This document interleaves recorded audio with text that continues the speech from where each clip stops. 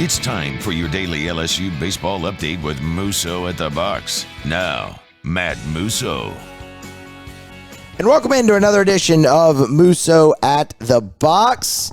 We are inching ever so closer to opening day for the 2024 LSU baseball Tigers. Of course, they will face VMI this Friday at 2 p.m. at Alex Box Stadium and start their title defense of championship number 7. So here's what we want to do today. I mean, look, it's Wednesday.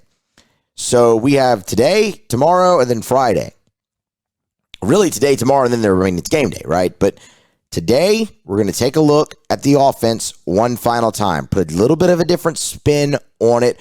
We'll talk about plenty of the guys that we've mentioned throughout. We'll let you hear a little bit more from Jay Johnson on what he said in his few opportunities to meet with the media about certain guys that we're going to really hone in on here today. But we're going to take our final deep dive overall preview of the offense. It will end with a projected starting lineup for Friday that I cannot wait to get wrong.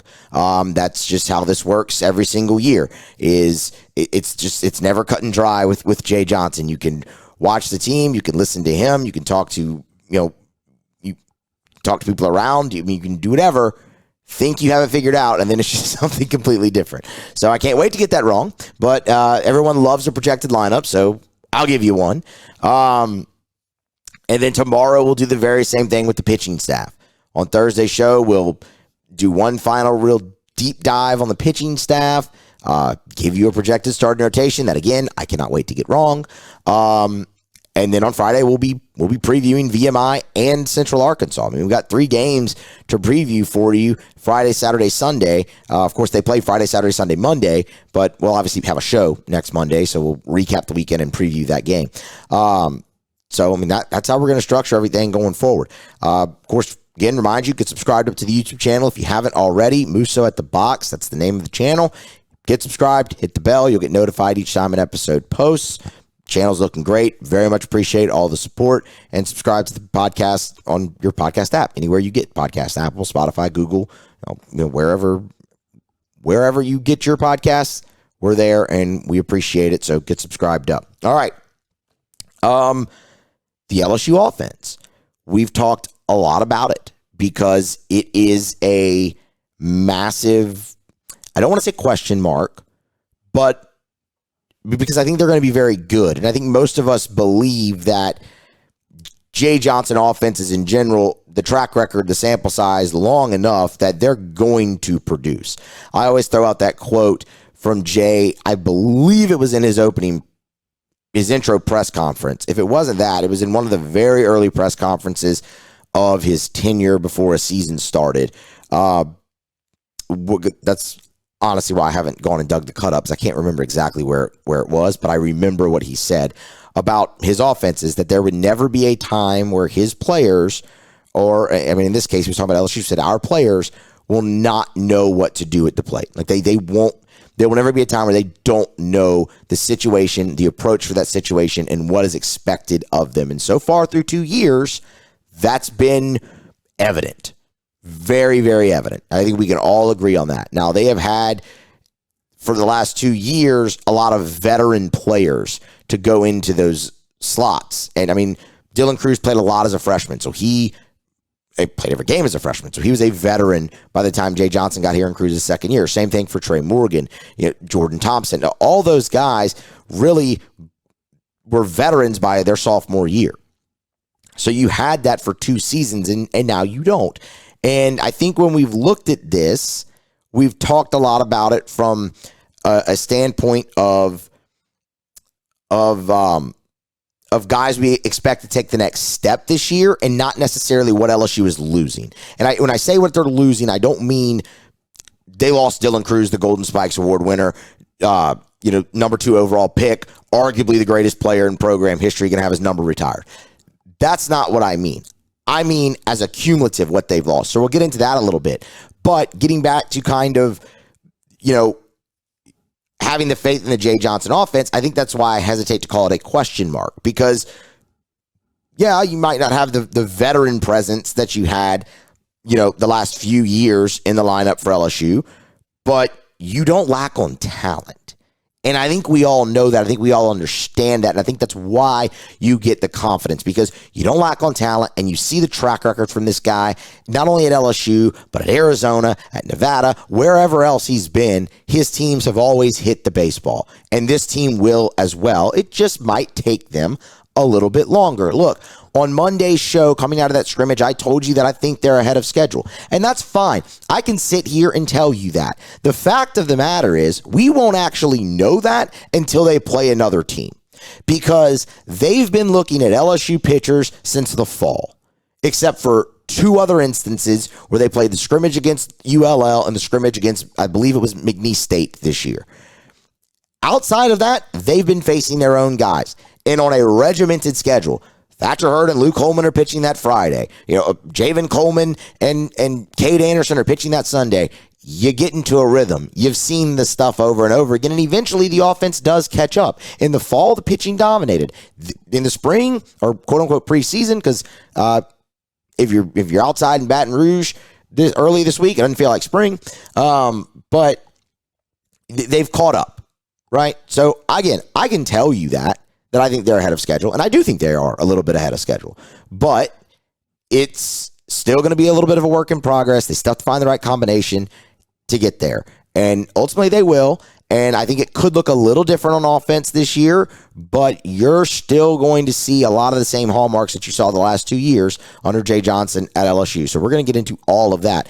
Double back here to where I started, where I said that we've talked an awful lot about guys that we think will take the next step for LSU this year and bring the offense along, and not so much what LSU lost. So let's look a little bit at what LSU lost out of last year's lineup. And I could go bigger picture on it, honestly. And I mean, we could include guys who transferred out of the program, but it doesn't impact the numbers. It doesn't impact the numbers enough, because the reason guys transferred out of LSU's program this year was playing times, or they were just flat out of eligibility. I'm looking, who I would add in would be, guys like Stevenson or Jack Merrifield. Stevenson transferred to Ohio State, but he only had 10 at-bats. It's not really going to change the numbers. Jack Merrifield's not really going to change the numbers. Jack was just out of eligibility. But again, only 10 at-bats, so that doesn't really change it. So what we're going to do is we're going to look at the last starting lineup, because, that's when you're looking at Dylan Cruz, Cade Beloso, Tre Morgan, Brayden Jobert, Gavin Dugas, Jordan Thompson. Those guys were stalwarts for you throughout, and they were definitely there in the starting lineup, and that's ultimately the production that you're looking to replace. So that's, again, what we're after. Not really guys you're replacing, the production you're having to replace. And the production that LSU's having to replace is 59% of their home runs, 85 out of 144. So 59% of your home runs gone out of the starting lineup in the national championship game. 55% of your RBI gone, 320 out of 582. 50% of your runs, half of your runs, and 57% of your at-bats. I could have kept going, but it's probably going to be somewhere around 50 to 60% of your doubles, and it's just going to keep going. Same probably with your total bases. You're having to replace roughly half or more than half of your production last season. And that should not be taken lightly. And there's a bunch of intangibles you have to replace as well. And we're going to get into those too. Because when we talked about the versatility of LSU's lineup all throughout the year last season, you have to replace that as well. And the leadership, you have to replace that as well. The good news is you have guys to do it. So if I look at this and I ask myself, okay, scale of 1 to 10, concern level for LSU's offense going into this season, I land at 6. Because I think I take into account everything that you have to replace production-wise that we just ran through. But I also factor in the potential for what I think this lineup has and what I've seen. I mean, I look at a guy like Paxton Kling, and his at-bats have just gotten markedly better from last season. And that's a guy who, when he came into LSU as a freshman last year, at one point was projected a first-round pick out of high school when you got him to campus. He was your opening day starter in right field and your opening day leadoff hitter. More on that later. And he had a stretch towards the end of the pre-conference where no one can get him out. And then he started all 3 games against Texas A&M to open conference play, really struggled in that series. He went 1 for 15 and kind of lost his spot there for a little bit. Also got injured, and it was just hard for him to break back into the lineup. But I'm not going to say it's not going to happen because it's baseball and slumps are a part of the game. But I'm not expecting many, 1 for 15s from Paxton Kling this year over a weekend. It looks that much better. So that's a lot of potential, I think, for this guy to come into the lineup. Hayden Travinski emerges late and looks better. We talked about it on Monday's show with the sequence in the scrimmage where he comes up with a runner at first base and less than 2 outs, doesn't try to do too much, understands the situation. This is a guy who can jump the yard on anybody. Hit more than half of his home runs last season against the top pitching in the country in the Southeastern Conference. But he's a mature hitter at the plate and just tries to get the run in. Hits the ground ball to the right side when they're playing him to pull and drives the run in. That is massive potential to have behind Tommy White, where it's, okay, you have to pitch to Tommy White because not only can Hayden Travinski behind him jump the yard, he's going to do whatever he can to get the run in. He's going to move the ball, as they like to say over there, to get the run in. That's big potential. Jared Jones has all the potential in the world. And I mean, look, we've had the kid under a microscope in this preseason. And for that reason, I hope he goes out there and is incredible and plays his way into a first-round pick. He's a draft-eligible sophomore, by the way. That's what I hope happens for him, just because we've had him under such a microscope. But there's things you have to work for there. Michael Braswell's another guy we're going to get into. So you see Brady Neal. You see what I mean when I say the potential's there. You have enough that if that comes together, you can build out a really, really solid lineup. But there is the unknown, which is why I can't just be like, yeah, they're gonna dominate it. So I settle on 6. I think there's enough there that it's fine. I think a guy like Travinski provides another great veteran presence for you in the lineup.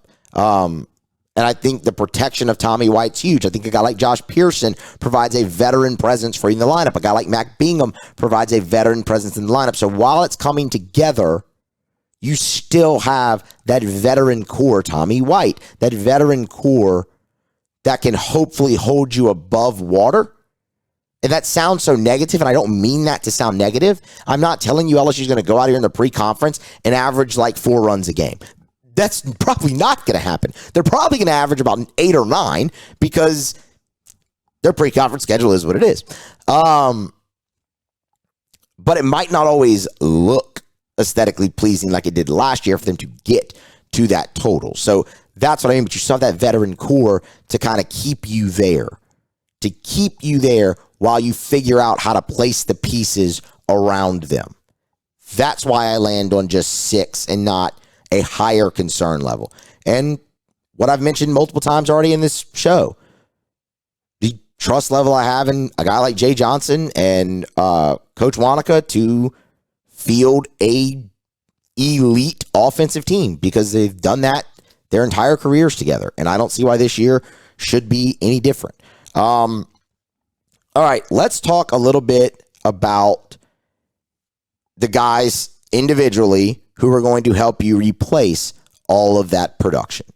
And it's a mix of transfers. It's a mix of guys who were in the program last year, and it's a freshman in there as well. let's start with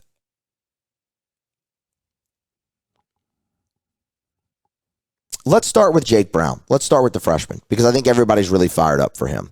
And first of all, you should be. For a guy I think many of us thought was going to come here and pitch, he's gonna be LSU's starting right fielder on opening day. I really don't have any doubt about that right now. It's just a really impressive bat from the left side. I know I've said it multiple times that he's what you look like. Like if you're going to build a guy in a lab, it's going to turn out to be, Jake Brown. He's just a athlete. He's a big athlete who can do everything on the field very, very well. There's going to be a lot of pop in that bat. It might take him a little bit to find it, but there's a lot of pop in that bat in his career at LSU. I'm not telling you he's going to go out there and hit double-digit home runs this year. Hell, he might, though. I don't know. But eventually in his career, he's going to be that guy for LSU that can do that. So there's so much to like about him. And I'm not going to just give you my word for it. I want you to hear from Jay Johnson on it as well. And that's what we're going to get to here momentarily as soon as I find the correct number for the cut so I don't play the wrong one. Because Jay had glowing praise for Jake Brown at his most recent meeting with the media last week. Here you go. This is overall what he's seen out of Jake Brown so far in the fall and now in the preseason. He's been everything I hoped for and more. I played the wrong cut anyway. He hit one over the bleachers on top of the building on Monday night. He's had some good left-on-left at bats, driven the ball the other way. I think what's good about him is his competitive nature, and you have the athleticism. Then there's just a learning curve, and with our pitching the way that it's set up, there's no break. Everybody can pitch at this level that's on our team. And so the reps that he's getting against quality pitching, just like everybody, freshman or fifth year senior have taken some lumps through the fall and leading into the season. But I like how he's responded to those. I think I'm learning a little bit more on how to coach him through some of that just by getting to know him better. And yeah, he's doing a good job.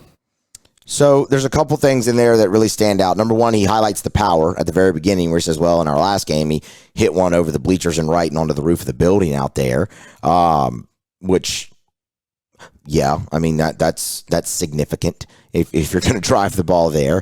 The other thing is the lefty on lefty, because that's the other thing that Jake Brown gives LSU that they don't necessarily have a lot of this year.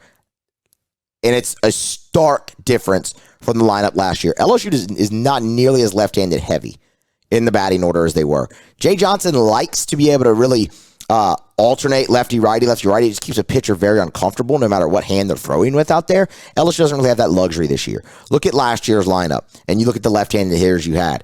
Tre Morgan, Cade Beloso, Brayden Jobert, Brady Neal was in there, at times. At times from from the left side. Josh Pearson, that's half your lineup potentially on a given day, especially before Neal's injury.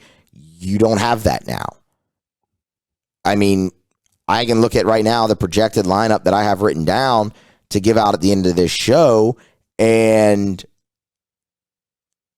there's 3 lefties in it.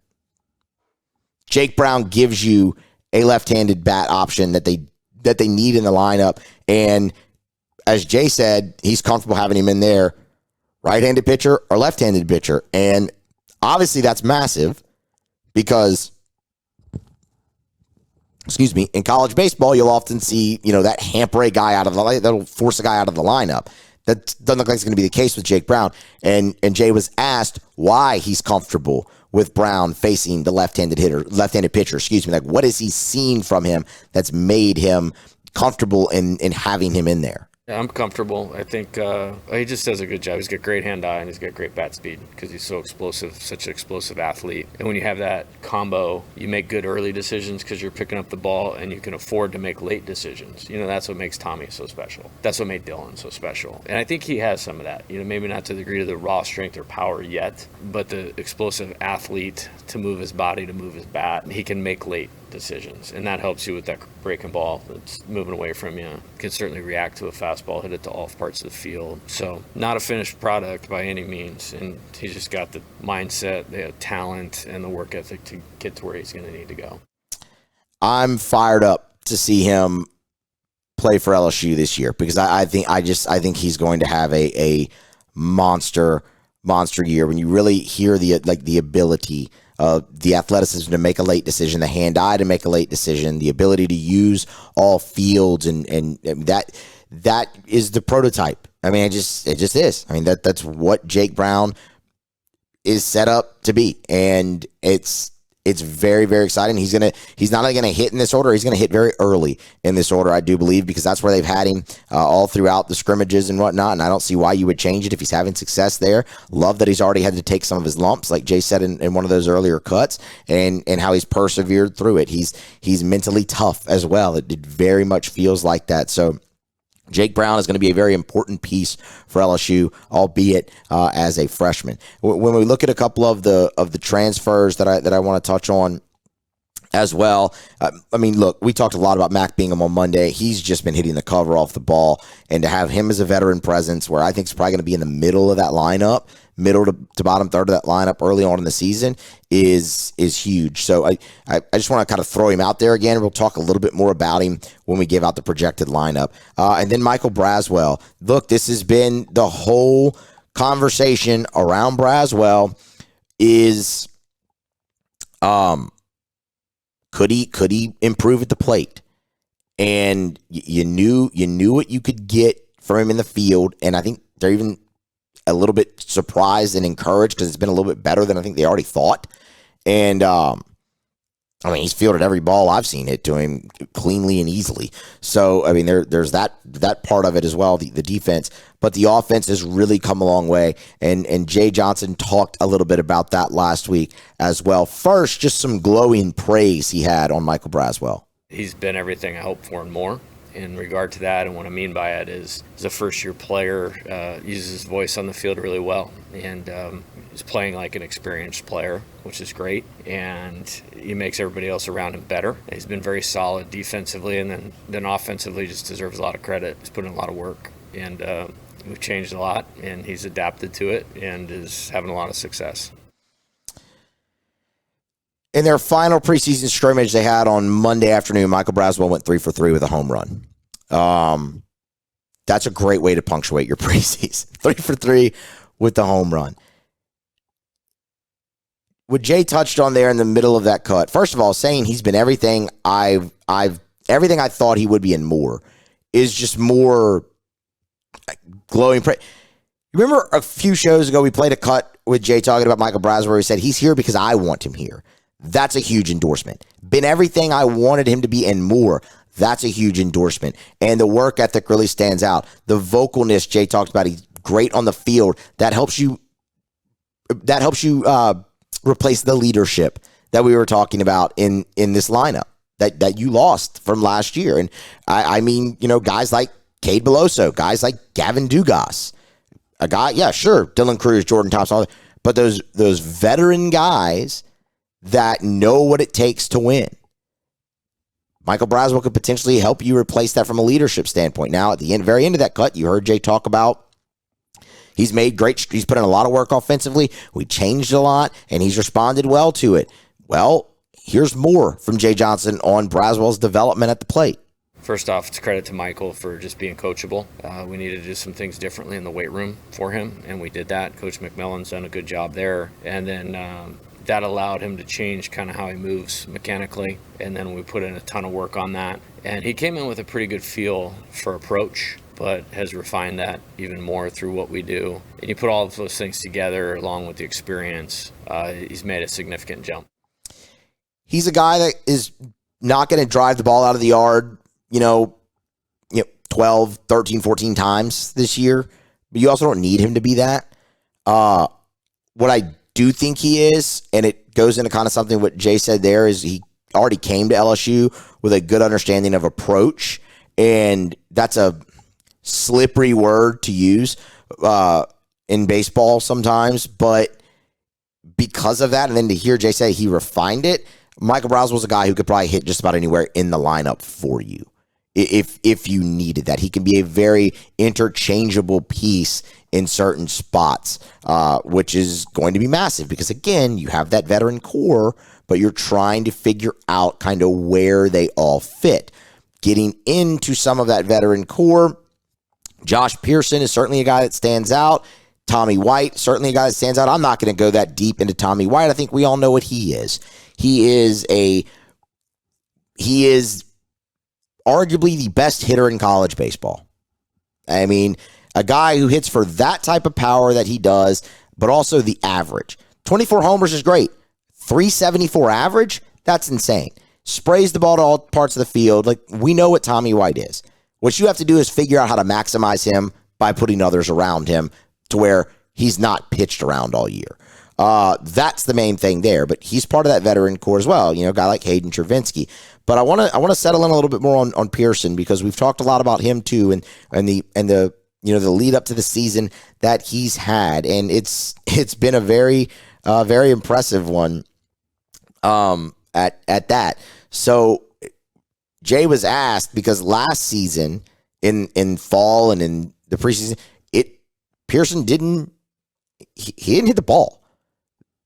What's changed now to where he's avoiding those early struggles to where he's going to have a spot on this team and not have to fight and claw to get in the lineup like he had to his first 2 years? I think it's experience. I think his awareness as a hitter is really good. He'll play a little second and a little outfield today, just as we're making sure we're ready to do whatever we need to do whenever we need to do it. But he's just steady. It's what I love about him. And has a solid understanding of the game. His dad's such a good baseball guy. Their family's such a good baseball family. And he had a lot of experience the year before. And so even though he was struggling, it's one of those, I knew he would probably end up where he ended up last year. And that's just a credit to him. He's got a good heartbeat for this thing. It's funny because you go back and you look at Josh Pearson's numbers from last year and they don't jump off the page at you. But when you dig deeper, he was awesome down the stretch for LSU. And, 226, 4 homers, 27 RBI, especially when you compare that to his freshman year where he hit 300 and was knocking on the door double-digit home runs. It doesn't jump off the page. But it was just big hit after big hit, big defensive play after big defensive play. It's where Jay says solid player, such a good baseball guy, trustworthy. They trust him an awful lot. And it isn't a surprise that he ended all he needs is consistent ABs. And when he started getting consistent ABs towards the end of last year, he showed you that he was still the same Josh Pearson he was as a freshman. And the exciting thing about that is you potentially get to see that for an entire season finally, and it can really maximize him. And that's another great clubhouse guy, another great leader to have in the lineup. The last guy I want to touch on individually before we get to a projected lineup and a couple other things that they need to come into their own with is Brady Neal. Because Brady Neal came in as a freshman, and albeit it was a bit of a struggle for him at the plate. He did have a couple big swings. The tying home run off of Hagen Smith in that first Arkansas game in the 8th inning that ultimately, sent that game into extra innings or whatever it was. That was Hagen Smith is going to be a first-round draft pick this year, y'all. He's been elite. Another one of his home runs came off of Chase Burns in that Tennessee game, the second Tennessee game. Chase Burns going to be a first-round pick. So, he had moments where it was okay, it wasn't too big for the freshman. Just over the course of the season, it was a struggle. And then he got hurt, and he missed the rest of the year. So, he only ended up with 67 at-bats, but he played 26 games and started all of them. They were sticking with him because he, as we've said many times, is the most complete catcher on this team. It's not a shot at Alex Milazzo. Alex Milazzo has done very well to improve at the plate, hit 289 last year, had some clutch hits for LSU last season, is very, very good defensively behind the plate. Brady Neal is a guy that the offense when he gets going, really stands out. The key is, how do you get that going a little bit more? And Alex Milazzo will certainly split time with Neal, will absolutely have a role on this team because another great leader. But the key thing for a guy like Neal, when you look for him to take the step this year and be that everyday guy for you, which LSU's absolutely doing, be that everyday guy for you, how does he develop even when he's sitting on the bench injured for more than half the season last year? And Jay Johnson was asked that in media day, the development he saw in Brady Neal even throughout the injury. It was pretty clear he was going to be out for a while when he got hurt. And, I grabbed him the very first game. He wasn't playing. And I just pointed at Cade Beloso and I said, hey, I want you to watch every single at-bat that Cade Beloso takes the rest of the season. Because if you can do this, along with all the other things that you do well, you're going to leave here a very happy player. And there's going to be a pro team that's going to be really happy to draft you really high someday. And I think he grew a ton. And that's part of why guys need to come here. And so I'm proud of him. I'm proud of his growth and development, and just the conversations he and I have now on a daily basis are much more advanced than they were a year ago. Yeah, Cade Beloso is not a bad guy to learn from, but he's right. Neal's the most complete catcher, so if you can figure out that last piece, unlock that consistent offense at the college level with everything else that he does well, he unlocks that complete player that we all think and know that he is and can be. And that's going to be massive for me this year to watch him come along there offensively. Because, again, there were moments last season before the injury where it didn't look like the game was too fast for him. It didn't look like the moment was too big for him. And then there were also other times where it was just a bit of a struggle. It was a kid who still should have been in high school playing college baseball at the highest level that you can play it, that you can compete at. And sometimes that showed. Other times it didn't. This year you expect it to not show nearly as much. All right. And he's fully healthy. That's the most important part. Okay. Let's get into a few things and of what this offense will look like, including the projected lineup. What this offense will look like. We addressed that a little bit in our Q&A, our preseason Q&A. For those of you who might have missed it, I'll go through it kind of again. The way that question was phrased was, does it look a little different, not from a power standpoint, not having Cruz and, Thompson, Dugas, Beloso, Jobert, all those huge bats. LSU had, let's see, 8. 8 players in double-digit home runs last season. 3 of them returned. And by the way, Tre Morgan had 9. He was right on the doorstep. So of the 8 you had, 3 of them returned. So I get why people are wondering that. I'm here to tell you there's going to be plenty of pop in this lineup. I'm not saying you won't see more stolen bases because you are going to have a little bit more speed in there than maybe you did last season. But, then again, Dylan Cruz had all the ability in the world to steal bases. He's a 5-tool player. You just didn't need him to do that. I don't necessarily know. Maybe early you might need LSU to do that a little bit. But the later you get in the season, if this lineup comes together like I think we all hope and think it can, there's going to be plenty of pop in this. Tommy White's going to hit home runs, okay? Hayden Travinski's going to hit home runs. Both of those guys could be 20 home run guys for you this year. That wouldn't surprise me. I don't think it would surprise y'all. Would it? Hayden Travinski in 104 at-bats hit 10 home runs last year. You mean you're going to give that guy over 200 at-bats? Yeah, he could absolutely get to 20. Tommy White's never hit below 20 in his college career. All right, so that's conservatively 40 right there for you. Mac Bingham hit 10 last year at Arizona, and what we sat here and said the other day was, look, the pull side power there is real, and with an aluminum bat, he's going to have plenty of opportunity to drive the ball to left field and out of the ballpark. And it doesn't look like, watching him in these scrimmages, it doesn't look like those 10 home runs was a one-off. I think that guy's going to hit maybe 12, 13 home runs for LSU this year. Is he going to beat Gavin Dugas and hit 17? Maybe not, but 12, 13, that's a big number right there, okay? Paxton Kling's a guy who Paxton Kling, his freshman year at LSU in the fall, led the team. That team that hit 144 homers led them in home runs his first fall at LSU. There's plenty of pop in that bat. Paxton Kling can absolutely be a double-digit home run guy for you. Jared Jones hit 14 home runs last year. All right? Yeah, we need him to lay off the breaking ball. We've again had him under the microscope, all that stuff. Jared Jones has plenty of pop in the bat. I don't think anybody doubts that. Josh Pearson is a guy that can get to double-digit home runs for this team.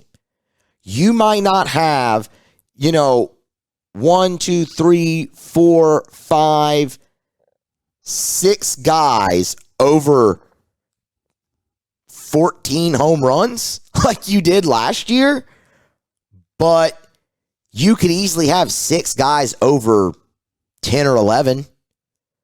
And if you have that, that's a lot of pop in the lineup. That's going to get you to over 100 home runs more than likely yet again. So, and we didn't even talk about a guy like Jake Brown who's going to factor into that. Again, I don't know if he can get double-digit homers as a freshman, but he's going to leave the yard. So, I think Brady Neal's got plenty of pop in the bat.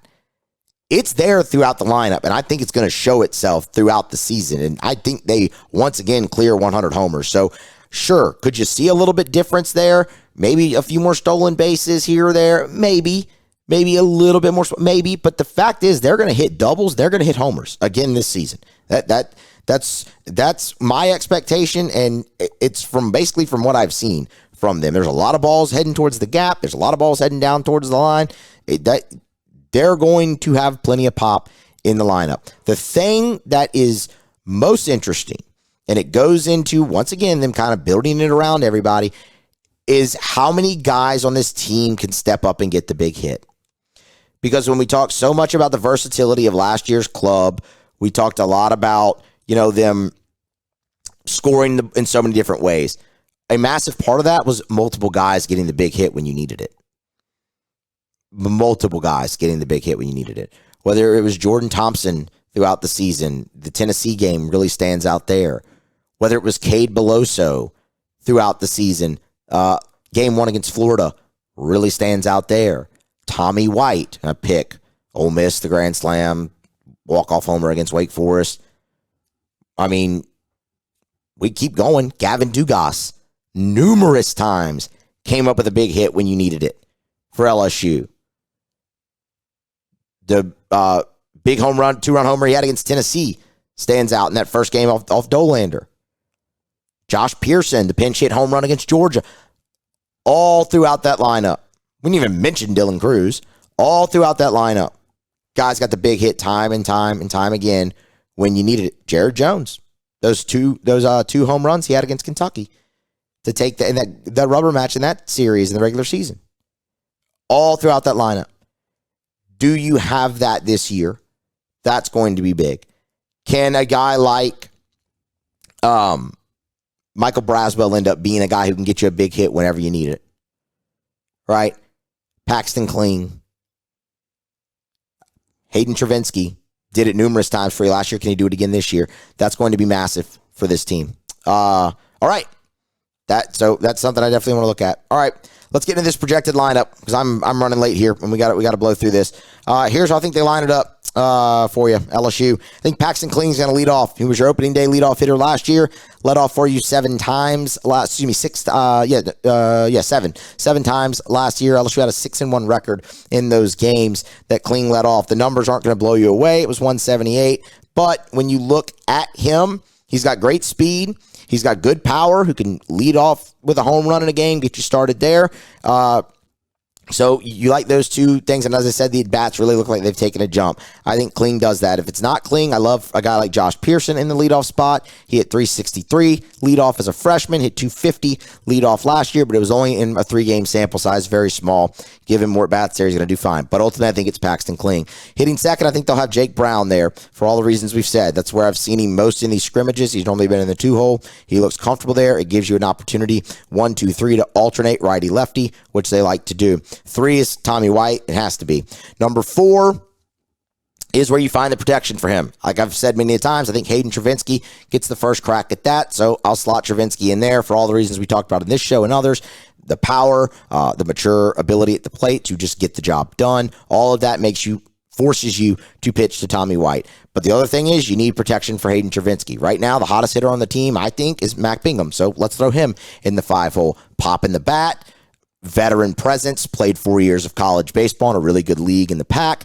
Makes sense to have him behind a guy like Hayden Travinski. That provides protection there. Well, how about another veteran bat? Josh Pearson in the 6-hole. Makes sense. Gets a lefty in there towards the bottom of the order. That's important. And just a trustworthy guy that you know is going to, provide that, again, quote-unquote, protection. I like the way that stacks out. 7, 8, and 9. LSU was elite at 7, 8, and 9 last season. Jared Jones is who I have in the 7-hole right now. He's going to start. He's going to play first base on opening day. I'd be shocked if he didn't. That's a spot you saw him in plenty last year. He might not see as many fastballs there as he would, in an 8-hole. So maybe you do slide him down there. That's also another reason to have Brown in the 2-hole. He'll see more fastballs there as a freshman.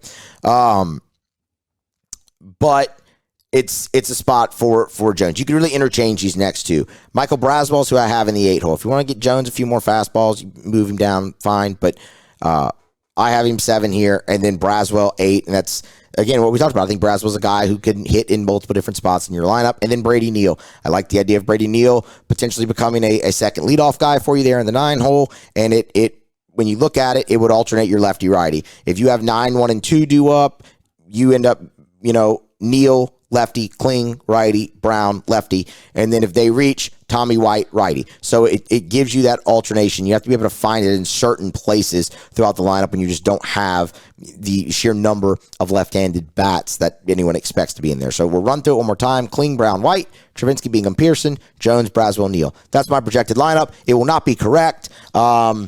And I can't wait for it to be wrong. That's just how it goes every year. But everyone asks for it, so there it is. All right, that's going to wrap today's show up. We will be back tomorrow doing the same thing. Final deep dive on the pitching staff, projected rotation, projected roles, all of that on tomorrow's Musso at the Box. Thank you for tuning in, and be back here tomorrow.